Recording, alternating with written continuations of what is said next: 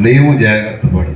అంటే దేవుడు మనకు అప్పగించిన పరిచర్య, దేవుడు మనకు అప్పగించినటువంటి ఆత్మల విషయంలో మనము జాగ్రత్త కలిగిన వారమై, మనకు అప్పగించినటువంటి పనిలో పరిశుద్ధాత్ముడు అప్పగించాడు.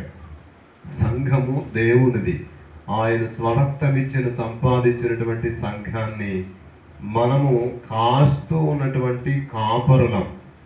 మనము ఇంకో మాటలో చెప్పాలంటే మరొకలాగా అనుకోకుండా మనము వారికి పరిచర్య చేయవలసినటువంటి వారిగా దేవుడు మనల్ని ఉంచారు.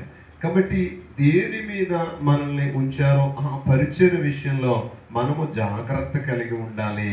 నమ్మకముగా పరిచర్యను కొనసాగించాలి. అలాగూ ఆ పరిచర్యను కొనసాగించడానికి తగినటువంటి జ్ఞానం దేవుడే మనకు అనుగ్రహించాలి. జ్ఞానం దేవుని దగ్గర ఉంది, సంఘము దేవునిదే ఉన్నది.